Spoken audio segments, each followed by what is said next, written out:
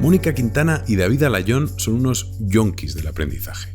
Y con ellos y el apoyo de su último libro Upgrade, que por cierto me ha gustado mucho, vamos a intentar descomponer y analizar por partes la metacompetencia más importante para el futuro: aprender a aprender.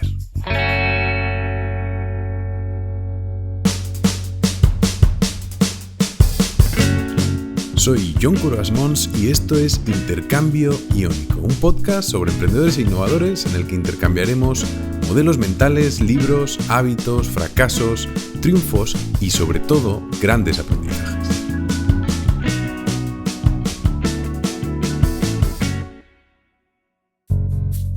Mónica Quintana es fundadora y CEO de Mindset, coach, experta en innovación, liderazgo y transformación cultural.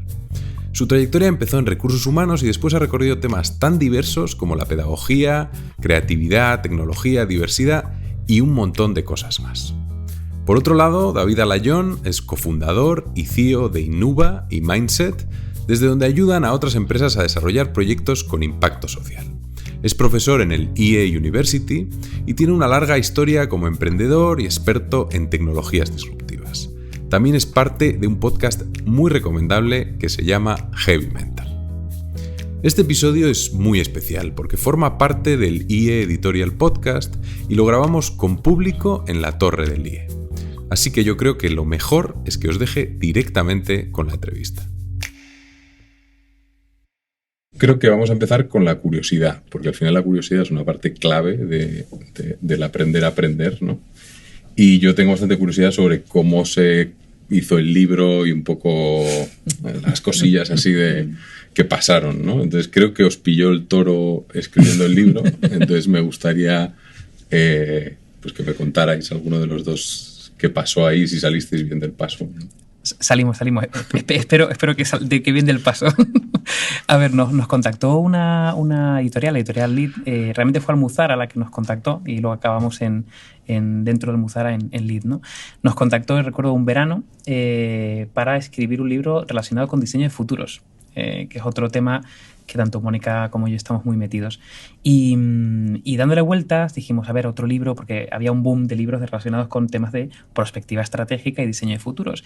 Y resulta que llevamos mucho tiempo pensando en trasladar algo que llevamos 9 años haciendo, o casi 10 años, que es básicamente formar a perfiles multidisciplinares, ¿no? Ahora se empieza a hablar del talento en forma de Pi, talento en forma de M, los neogeneralistas. Pues nosotros hace 9 años empezamos ya a hablar de tecnocreativos y perfiles mixtos, ¿no? Perfiles híbridos. Entonces, le planteamos a la editorial la idea, le gustó, hicimos un índice muy rápido porque lo tenemos muy trabajado y una bibliografía, esos fueron los dos entregables y nos dijeron perfecto, vamos adelante, ¿no? Entonces eso fue un verano del 2021 para sacarlo en mayo del 2022 y dijimos genial, tenemos de sobra de tiempo para escribirlo.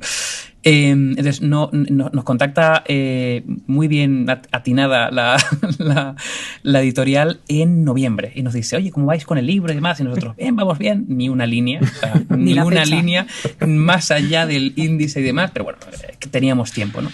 Y ahí la editorial nos suelta una pequeña perla que no habíamos controlado, que es que para publicar en noviembre había que empezar a distribuir antes, había que empezar a publicar, imprimir el libro antes, había que pasar por revisiones, por lo tanto teníamos que entregar el libro en febrero. Entonces, literalmente escribimos el libro pues en 2 meses, que lo que viene a decir todas las vacaciones de Navidad y los fines de semana de enero y algunos de diciembre. Ese fue el reto. Claro, efectivamente, porque además nosotros somos ambos emprendedores a tiempo completo, lo que quiere decir más del 100%, al 50% ya normalmente. O sea que efectivamente tuvimos que emplear todo el tiempo en ponernos a tope con el libro. Y luego, bueno, pues hay alguna anécdota también de esa primera etapa, ¿no? De cómo David, que ya tenía una experiencia enorme como divulgador, y yo que venía un poco más del mundo académico, teníamos que tratar de conciliar diferentes estilos. Y bueno, ahí también tenemos una anécdota bastante divertida, ¿no? Que es ya cuando empezamos a sprintar, nos ponemos a tope ya durante las primeras semanas para tratar de llegar a ese mes de febrero. Y bueno, nos habíamos repartido los capítulos un poco en función de los ámbitos de experticia de cada cual. cuando nos ponemos en común, yo tenía que ser un libro de 250 páginas, 13 capítulos, y yo había escrito como 40 páginas solo con el primer capítulo, que era el autoconocimiento, porque, bueno, pues es autoconocerse, que es la cuestión de la identidad, y bueno, esa fue nuestra primera conversación seria. Y he oído por ahí que hubo también discusiones, ¿no? Alguna así gorda que casi decís, pues lo paramos. Hubo muchas. A ver, yo creo que, y lo comentábamos contigo, John, el hecho de que no se perciba que fuera un libro escrito a 4 manos, sino, es decir, que no parezca que un capítulo ha escrito una persona, otro capítulo otra, que haya una especie de mezcla, ¿no? Y tuvimos mucho debate interno de cómo hacerlo, ¿no? Y al final Mónica cogió el liderazgo, ¿no? de esa capa de revisión editorial para ajustarlo todo. Pero bueno, previamente hubo hubo pelea en el barro. Sí, eso es. Oye, esta entrevista también nos sirve, o sea, un poco como de continuación de una entrevista que grabé hace como un mes o así, que es a Juan Freire, que además le conocéis. Sí. Y le pregunté, enlazando un poco con las competencias, le pregunté por las competencias más relevantes para el futuro, ¿no? Y me sacó 4, que yo creo que además probablemente os funcionen bastante bien. La primera es aprender a aprender, que es la que hoy queremos indagar más, ¿no? La segunda es el pensamiento de diseño, o sea, entendido. A ver, el pensamiento de diseño al final pues tiene esa parte como holística, ¿no? En comparación con un pensamiento más, si queréis, ingenieril, de trocear todo y resolver problema a problema. El diseño te da ese enfoque más holístico. Y luego, además, bueno, tiene la parte como pues el ascensor, que le llamamos a veces, como de poder ver esa visión holística y luego bajar al último tornillo, ¿no? Luego había otro, la tercera era saber navegar la complejidad, que era un poco... él lo mezclaba con pensamiento crítico, era como, oye, el pensamiento crítico me parece demasiado reducido, vamos a hablar de complejidad, ¿no? Esa era la tercera. Y luego la cuarta era la capacidad de usar la tecnología, ¿no? No solo conocer la tecnología y decir, yo ya sé lo que... No, capacidad de cogerla y hacer algo con ella, ¿no? Entonces me parecía un 4 que encajaban muy bien, ¿no? Pero centrándonos un poco en la primera, recuerdo en vuestro libro hay una parte que es una frase de Stanislas Dehaene, que es el neurocientífico francés, y dice que más que integrantes de la especie Homo sapiens, formamos parte del Homo docens, que es la especie que se enseña a sí misma, ¿no? Entonces me gusta mucho la parte de vuestro libro donde explicáis desde el punto de vista del cerebro cómo aprendemos. Pregunta. ¿Cómo aprendemos? A ver, a mí es un tema que bueno, y a Mónica también, que nos apasiona. Yo concretamente durante una época estuve muy obsesionado con intentar, entender lo que conocíamos de cómo aprende el cerebro, porque seguimos conociendo y además cada vez que pasan los años conocemos más, ¿no? Y de hecho me hice un máster en ciencias cognitivas básicamente por un tema de aprender a realmente, entender a cómo aprendemos, ¿no? Entonces, yo la verdad que doy bastante formación de aprender a aprender y hay parte que la he volcado en ese capítulo, y lo que hago básicamente es coger bases neurocientíficas que se van descubriendo y generar claves de cómo aprender de manera más efectiva, ¿no? Por ejemplo, pues existe algo que ya no es nuevo, pero yo rescato bastante, que es el efecto espaciador del cerebro, ¿no? Digamos, el cerebro funciona con lo que se llaman curvas de olvido, y al final cada evocación que tú tienes de un conocimiento previo, de una información previa, hace que se vaya consolidando. Entonces, ¿qué significa esto? Que si tú, por ejemplo, te pegas un atracón de golpe, ¿no? de una materia en concreta y no lo vuelves a refrescar, a evocar en un plazo de tiempo, se acaba de alguna forma olvidando, o se olvida un gran porcentaje, a no ser que lo pongas en práctica o que de alguna forma o esté vinculado con alguna emoción relevante para ti, ¿no? Entonces, por ejemplo, las curvas del olvido con el efecto espaciador sería, por ejemplo, una base digamos, científica de cómo funciona el cerebro, que se puede tangibilizar en una técnica concreta.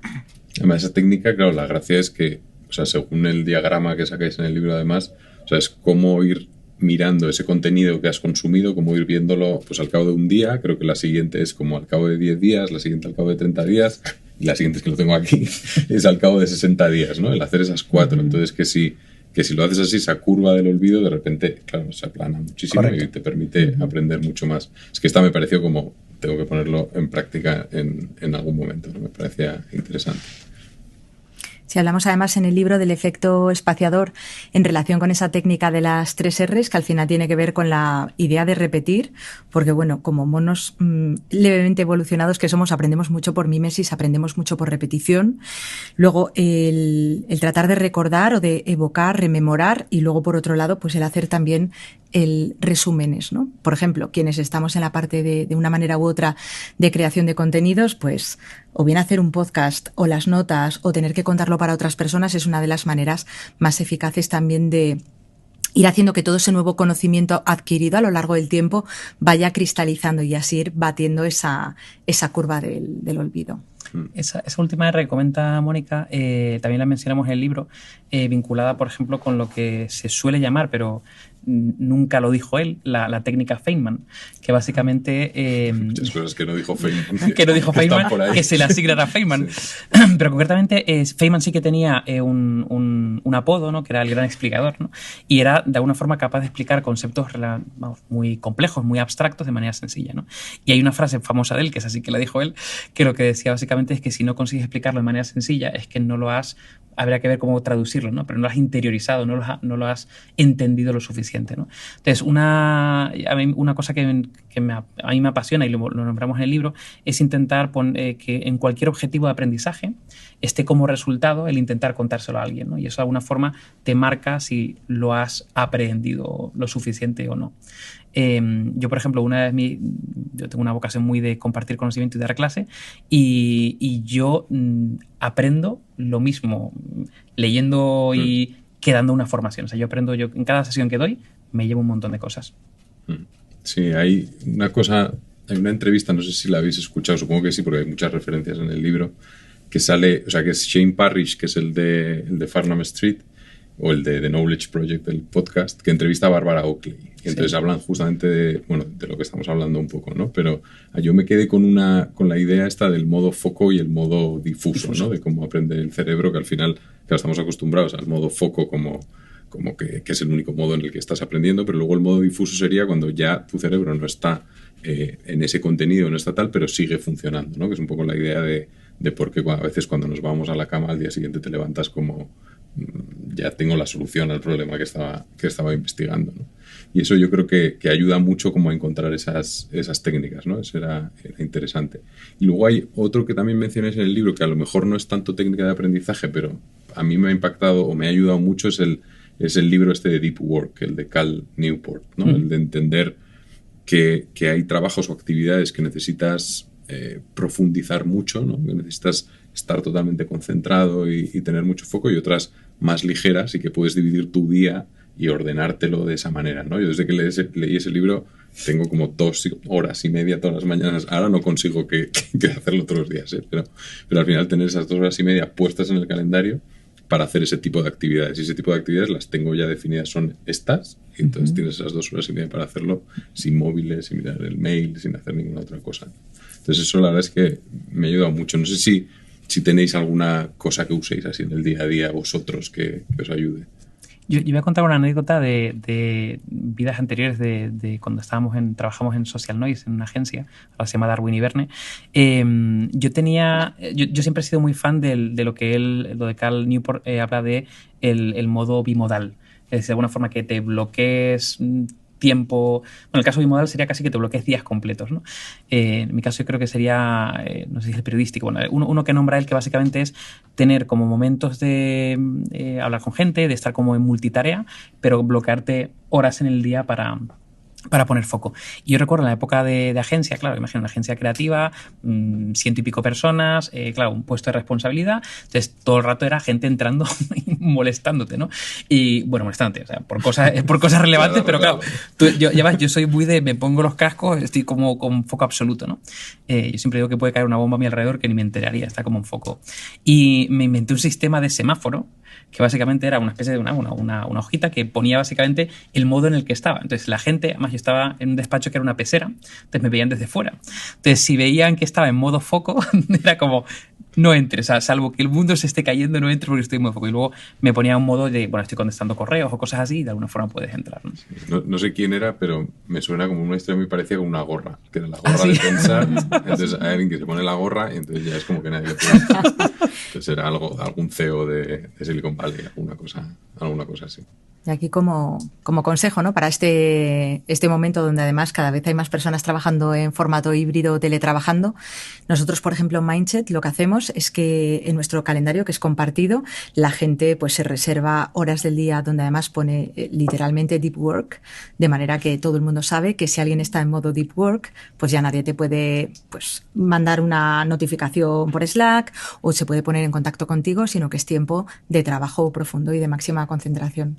Además lo vemos claramente, ¿no? En un momento donde tenemos pues tanta infoxicación a nuestro alrededor, tanta sobrecarga cognitiva, incluso tantos problemas de salud mental, que es uno para mí de los asuntos más importantes en la agenda ahora mismo, el ser capaces de preservar ese tiempo para pensar con calidad y luego también por favorecer la productividad, porque un hueco de trabajo reservado para poder trabajar profundamente, pues cunde muchísimo más que el estar tratando de hacerlo en diferentes huecos.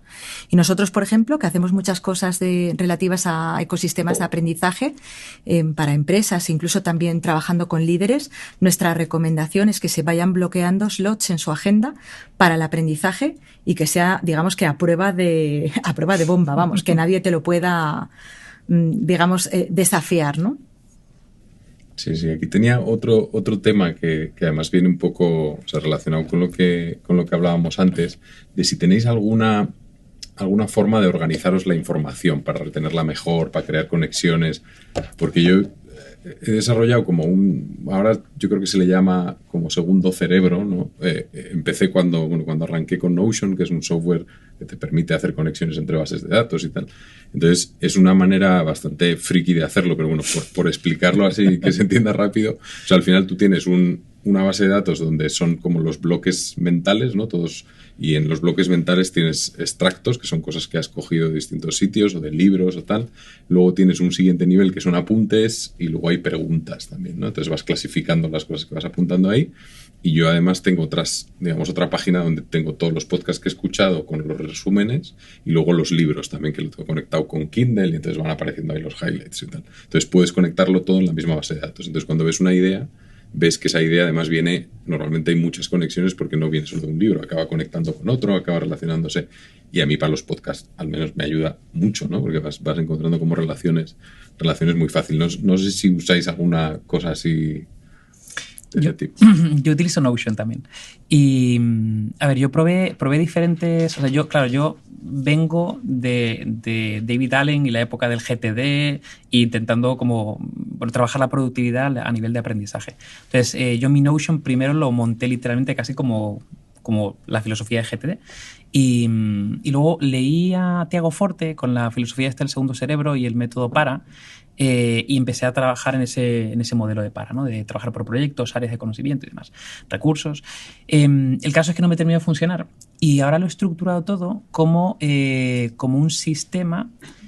O sea, lo he estructurado como el proceso de, vamos a decir, interiorización de la información. Es decir, acabamos de decir lo de las curvas de aprendizaje, ¿no?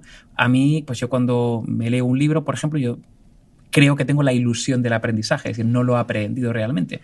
Lo tengo que volcar en algún lado y de alguna forma tengo que conectarlo con otras cosas y evocarlo en el futuro.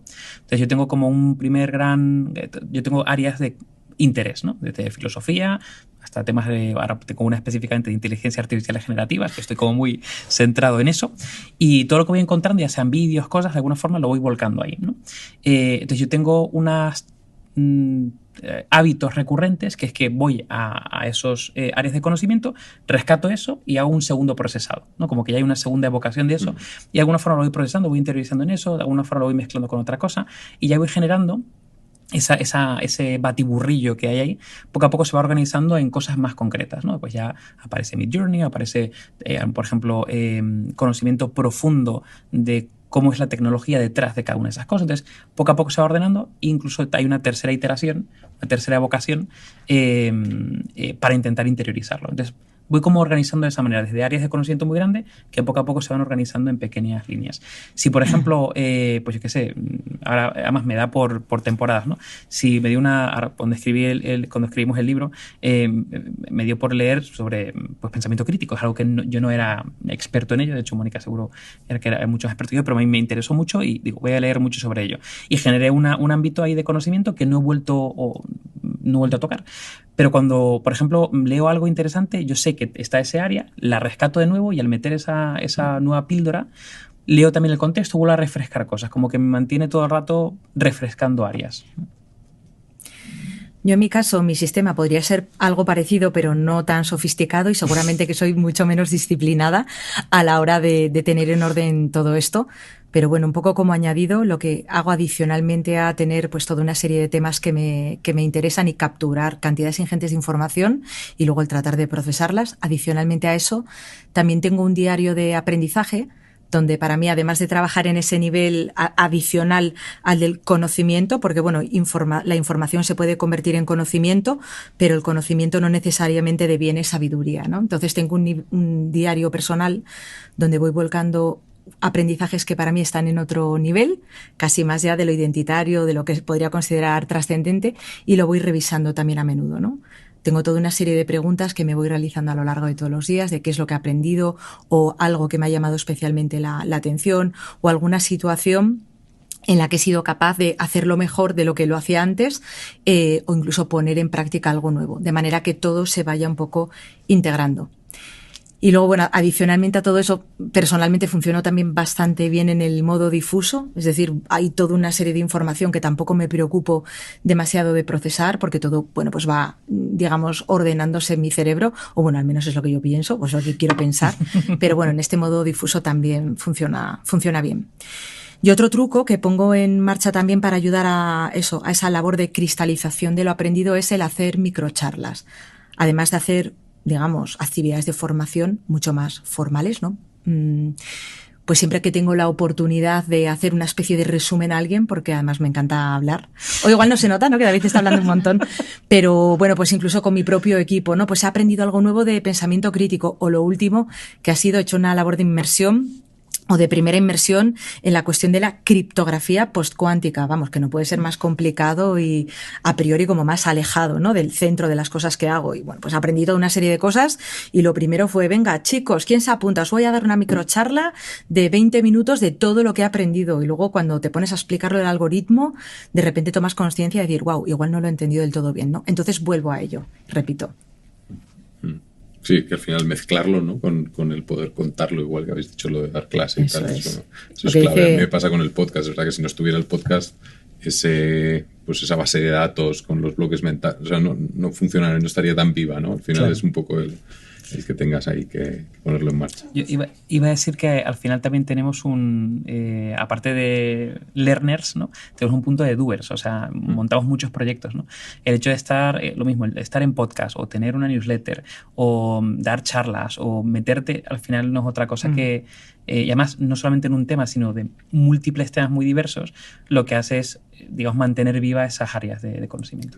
Tenía aquí puesto como siguiente paso, esto es también bastante macro, que es el tema de los modelos mentales y encima con los sesgos cognitivos incluidos en la pregunta, con lo que al final solemos hablar mucho de ello en el podcast, pero por hacer un poco, o sea, al final es difícil definirlos, pero los modelos mentales al final son como, o sea, estructuras más o menos establecidas, ¿no? Que te sirven para analizar los problemas desde otras perspectivas, ¿no? Normalmente la ayuda o para lo que te sirve es para sacarte de los modelos mentales que tú normalmente usas, ¿no? Coger otros y poder analizar un problema o analizarlo desde otro punto de vista y así encontrar una solución más fácil, ¿no? Y los sesgos cognitivos a mí al menos me ayuda un poco a reducir como las conclusiones o el impacto que tienen las conclusiones sacadas de manera muy rápida, ¿no? De que cuando usas mucho la intuición, pues al final, si tú sabes que existen los sesgos cognitivos, pues a lo mejor dices, bueno, frena un poco, ya lo pensarás mañana o ya lo pensarás dentro de 2 o 3 días, ¿no?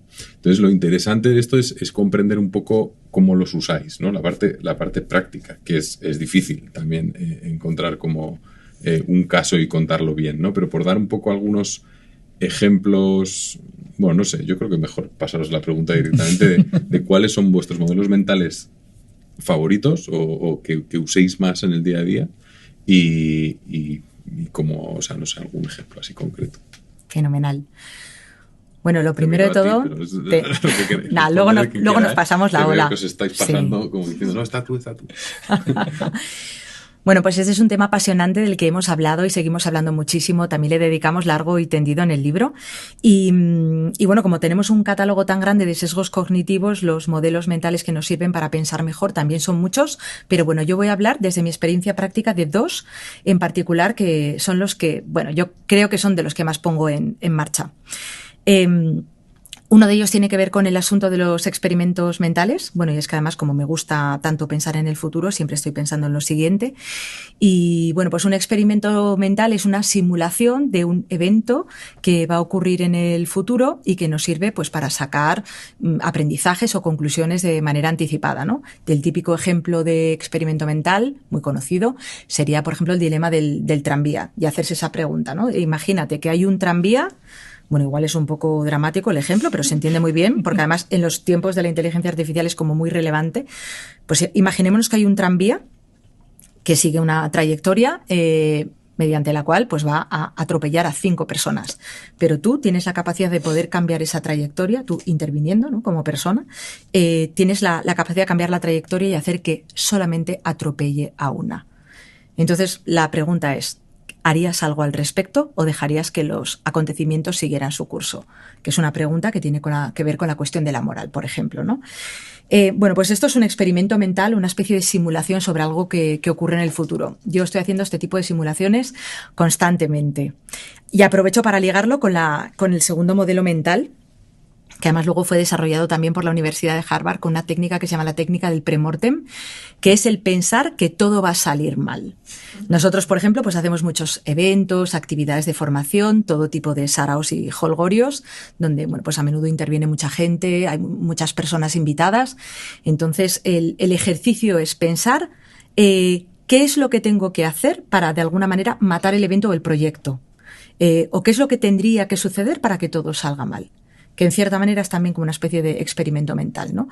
Entonces, bueno, ahí sí que tanto yo misma como en el nivel del equipo lo que hacemos es un proceso bastante estructurado de ver cuáles podrían ser esos puntos de dolor que podrían hacer que ese proyecto fracasase. Aquí el modelo sería pensar que algo va a salir mal. Ese la verdad es que para mí también es el más útil, pero ese sale en un montón de sitios, porque al final está en el almanac de Munger también sale como lo de la inversión, ¿no? Que al final es como intentar pensar en pues si tienes un proyecto, no cómo conseguir que salga bien, sino cómo haría para que salga mal. Entonces así echas para atrás y vas viendo como los problemas que te puedes encontrar, ¿no? Pues fíjate, yo voy a decir un tercero, en este caso el que más utilizo yo, y a ver, yo a lo mejor lo vinculo mucho con una mente ingenieril, porque yo no sabía que se llamaba así hasta que bueno, leí una historia de Elon Musk y digo, se llama así este modelo mental, genial. Y que es el de los primeros principios. Entonces, de hecho, yo internamente, en la empresa y demás, me dicen que tengo como una mirada muy de cirujano, ¿no? Y esto pasa mucho hay una conversación y todo el mundo está debatiendo sobre un montón de movidas relacionado con una solución para implementar para un cliente, no sé. Y yo casi siempre voy como a los básicos, o sea, como de repente paro la conversación y digo, pero a ver, vamos a rebobinar, ¿no? ¿Cuáles son, hago preguntas del tipo, ¿para qué es esto y para qué lo otro y no sé qué? ¿Y esto cuál es la unidad? Entonces, de alguna forma voy descomponiendo unidades mínimas y cuando se queda en ese plano, como que construimos a partir de ahí, ¿no? Y es que me parece muy ingenieril también, porque es como muy de descomponer todo por partes y luego armarlo de nuevo. Esto lo uso, pero constantemente y además de manera, o sea, ya se ha convertido como una competencia inconsciente. O sea, ya no es un tema de voy a utilizar este modelo mental, sino que yo me reconozco a mí mismo después diciendo, ostras, lo he hecho todo el rato, ¿no? Y al final eso lo que te da pie es como pues poner foco en elementos que a lo mejor estaban ocultos dentro de un problema, pero de alguna forma como que atajas, ¿no? Y lo sacas. Eso es un clásico, el momento en el que llega David con sus fundamentos o los primeros principios. Encima lo dices así, directamente. Entonces, vamos a descomponer este problema en sus partes. Luego ya hay un debate muy interesante, ¿no? Que tiene que ver con la cuestión de la linealidad frente a lo sistémico, bucles de retroalimentación. Pero bueno, ahí está un poco la diversión, ¿no? No, y luego lo interesante yo creo que es la multidisciplinaridad, ¿no? El coger los modelos de distintas cosas o que no te son tan fáciles o tan tal, y entonces intentar aplicarlos. Ese es el punto, yo creo, interesante. Y bueno, no, yo creo que no sé si entrar en los sesgos, pero por hablar un poco de los sesgos, que yo a mí la frase que siempre se me queda es, la de Kahneman, ¿no? Que es un poco el que sacó un poco todo el tema de los sesgos junto a nunca sé pronunciarlo, pero creo que es Tversky, no sé. El caso es que hay que encontrar cómo se pronuncia, pero es como que él dice, yo llevo toda una vida estudiando sesgos, pero sigo cayendo en ellos igual que caía antes de conocerlos, ¿no? Pero él lo que dice es que le sirve mucho para verlos en los demás. Entonces, sí que puede ver que esos sesgos están en los demás, entonces eso te ayuda, aunque sea eso, ¿no? Entonces, no sé si estáis de acuerdo y luego si os los decís a vosotros, porque ya aprovechando. O sea, si cuando veis que el otro entra en un sesgo y dices, ahí te has metido. Bueno, al final la cuestión de los sesgos es una cuestión evolutiva, ¿no? Nuestro cerebro gasta una cantidad ingente de energía y los sesgos es la cara B, ¿no? Del hecho de que seamos seres tan inteligentes. Si no tuviéramos sesgos cognitivos que nos hicieran tomar decisiones mucho más rápido, pues la vida sería invivible. O sea que vamos, totalmente de acuerdo con lo que planteas. Esa es la manera de funcionar. Y luego en cuanto a la parte de los sesgos, a ver, yo creo que nosotros no somos del sacar el catálogo de los sesgos, que yo lo veo muy a menudo, sobre todo en Twitter. Eso es un hombre de paja, o eso es no sé cuánto. Sesgo superviviente. No sacamos los sesgos entre nosotros, porque bueno, yo creo que sí que procuramos el proporcionar feedback con mucho cariño, que esa es una competencia que ponemos mucho en marcha, ¿no? El aprender a dar y a recibir feedback y feed forward, por cierto.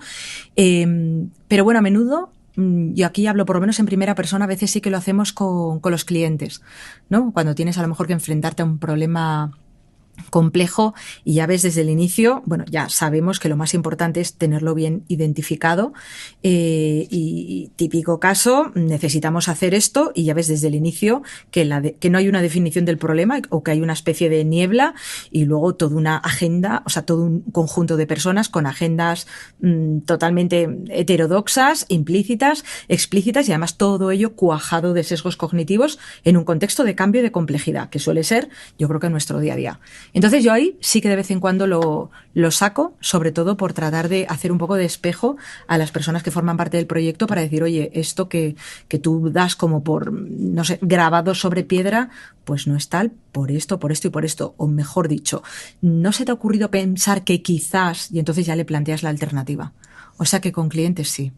Yo, vinculado con el aprendizaje, yo un sesgo que tengo como muy, muy grabado ahí, en mí, y lo veo mucho, es el sesgo de confirmación, ¿no? Es uno de los primeros sesgos que identifico. Y una de las cosas que además me ha ayudado mucho, con unos amigos yo tengo un podcast que se llama Heavy Mental y básicamente hablamos de temas muy diversos. Temas que hay veces que tenemos algo de idea, otras veces no tenemos ni idea y otras veces... Entonces, de alguna forma hay un proceso también, en mi caso y en el caso de Javier Recuenco, en el caso de Miki diferente, pero un momento de documentación en el tema, ¿no? Entonces, yo hay veces que me he documentado en algo y yo me veo como viendo fuentes que de alguna forma busco, ¿no? Hago lo que se llama el cherry picking, ¿no? Como cojo específicamente fuentes para que corroboren mi idea ya preconcebida del asunto. Entonces digo, ostras, espera un segundo, ¿no? Entonces busco otras fuentes que intenten de alguna forma buscar otros puntos de vista y demás para intentar generar un debate primero interno y luego el debate en el podcast. Entonces, a modo de aprendizaje yo lo utilizo mucho, como que intento buscar fuentes que de alguna forma o no sean de mi cuerda o no estén vinculadas con mi propia opinión para intentar encontrar otro eje. Me gustaría contaros con más detalle de qué va el libro de Mónica y David. Upgrade define un modelo con 3 patas. Actualiza tu sistema operativo, instala nuevas aplicaciones y mejora tu hardware. En el primero está la meditación, el estoicismo, una filosofía de hace más de 2000 años, no nos olvidemos, los modelos mentales, los sesgos de Kahneman, la complejidad de Recuenco, la antifragilidad de Taleb. En el segundo encontraremos el aprender a aprender, el diseño de futuros, agilidad, design thinking, el deep work de Cal Newport, y en el tercero está la parte de cuidar tu físico, la longevidad de David Sinclair e incluso el transhumanismo. Es un libro que abarca mucho y lo interesante es que es muy útil para tener un primer acercamiento a estos temas y da muchas pistas para poder seguir profundizando. Antes de continuar, solo recordarte que si te suscribes a la newsletter de Intercambio Iónico, recibirás, además de las entrevistas, una selección con los libros y podcasts que he escuchado y leído durante el último mes. Entra en intercambio-iónico.com y suscríbete. Y no te olvides que ahora también tienes las entrevistas en vídeo, en el canal de Intercambio Iónico en YouTube.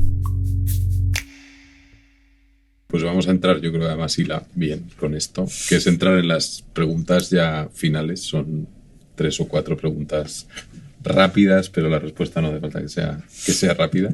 Y la primera es, ¿cuál es el libro que más habéis regalado? No vale el vuestro. Lo siento, pero no vale. Y luego, claro, visto lo visto, hay una segunda pregunta que es, ¿cuánta pasta os gastáis al mes en libros? Porque esto tiene que ser serio. Bueno, yo digo lo de la pasta, si quieres. Pues aproximadamente un mes que no se me vaya mucho la olla, pero sí. Entre 150 y 200 euros al mes, más o menos. Solo libros, ¿eh? Luego tengo suscripciones a revistas, porque leo muchos artículos científicos y luego pago también por contenidos. Pero solo en libros, eso. ¿Y cuál es el libro que más has regalado? Pues un libro que así a priori igual te sorprendería un poco, pero es un opúsculo llamado La asertividad, expresión de una sana autoestima, de una autora que se llama Olga Castañer. Ya va por, no sé, creo que igual tiene más de 30 ediciones, y es un libro que ayuda a las personas a comunicarse mejor. Y es que yo creo que hay muchos problemas, tanto pues en la pareja, en la familia, incluso en el contexto de la empresa, que se resolverían si las personas se expresasen de manera más asertiva. O sea que se lo he regalado, no sé, quizás 40 veces. Perdona, ¿puedes repetir el título? El título, ¿Asertividad? Sí, La asertividad, expresión de una sana autoestima. Lo pondremos en las notas. Yo la verdad que suelo regalar muchos libros, pero no suelo regalar el mismo, es decir, uno que de forma repetida lo haya regalado, pero probablemente uno podría ser el de Sapiens, el de Yuval Noah Harari. Ese yo creo que lo he regalado más de una vez, o sea que he repetido con él. Y probablemente en su momento, 2008, 2009, cuando me lo leí, El Cisne Negro. Me obsesionó El Cisne Negro de Taleb y lo regalé un montón también. Bueno, yo tengo que decir ahora que me acuerdo que un libro que se llama Modelos de Negocio, ese lo has regalado, yo creo que muchas veces también. Sí, sí. Pero no quieres reconocerlo. No quieres reconocerlo. Ese no es interesante. No, a ver, ese lo regalé en su momento porque en el mundo donde nos movíamos, que era un mundo pues muy de emprendedores, y había salido pues un libro que al final condensaba todo en el famoso Business Model Canvas, ¿no? Y ese lo regalé mucho porque me parecía muy útil para puesta en marcha de proyectos y de empresas, sí. Muy bien, pues vamos a acabar con 2 preguntas, que estas sí voy a hacer una a cada uno, ¿vale? Entonces estaba para Mónica. Si pudieras tener acceso al mejor experto o profesor de algo, al número 1 mundial que te pudiese enseñar algo, ¿qué sería? ¿Qué te gustaría aprender? Vale, pues rápido para decir 2 cosas, si puede ser. Pues una, me encantaría aprender matemáticas o más de matemáticas con Daniel Tammet, que es una persona neurodiversa que tiene un libro maravilloso que se llama La poesía de los números, y me fascina su manera de entender las matemáticas. O sea que me encantaría que me lo contase de primera mano, porque me parece una mente excepcional. Y luego, por otro lado, me encantaría también aprender de física con los Bryans, en este caso Brian Greene por un lado y Brian Cox por otro. Muy bien, ahí queda. Oye, pues yo creo que ya vamos a ir a por la última, o sea, daros las gracias porque yo creo que hemos entrado muy en detalle en aprender a aprender, y espero que haya sido útil para todos. Y esta, para terminar, es: ¿quién es la primera persona que te viene a la cabeza cuando escuchas la palabra éxito y por qué? A ver, la primera persona que se me ha venido, que no sé si es bueno o malo, es Elon Musk. Malo. A ver, yo con Elon Musk, además lo cito mucho, lo saco mucho, lo sacamos mucho en Heavy Mental. Yo tengo como una especie de relación de amor-odio, es como si fuera una especie como de villano de película, de supervillano. Pero por otro lado, yo le cito mucho porque me parece una de las pocas personas que tiene, primero, que está pensando en el largo plazo a nivel de proyectos, y que tiene la mente y los recursos para poner en marcha proyectos que de otra manera parecería una auténtica locura. Es literalmente como una especie como de Iron Man con mucho dinero y que tiene esa capacidad. Entonces, probablemente me fascine eso. Si miras su carrera, al final es una carrera de éxito, evidentemente. Quizá ahora en los últimos años estoy replanteando incluso mi modelo de éxito, de lo que sería considerado como éxito. Pero así, de primeras, lo que me ha venido ha sido Elon Musk. Y sobre todo yo creo que esa faceta de proyectos súper disruptivos con mente pues muy largoplacista. Y muy de ejecución, ¿no? Hay una cosa interesante ahí de que luego va y lo hace. Lo hace. Porque hay gente que habla, pero luego... No, él lo lleva a cabo y está suficientemente loco para llevarlo a cabo.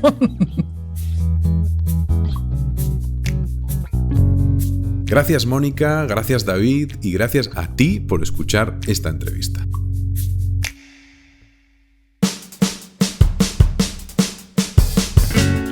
Esto ha sido Intercambio Iónico, y si te ha gustado puedes suscribirte al podcast en Apple, Spotify y ahora estamos también en vídeo en YouTube. Pero lo mejor que puedes hacer, yo creo que es contárselo a tus amigos, compartirlo en redes y recuerda que si te suscribes a la newsletter en intercambio-iónico.com recibirás un email con los libros y podcasts que he escuchado y leído durante el último mes. Puedes encontrarme en Twitter en @ioncuervas con V y M al final y un saludo muy especial para Craig Lawless en la producción del podcast.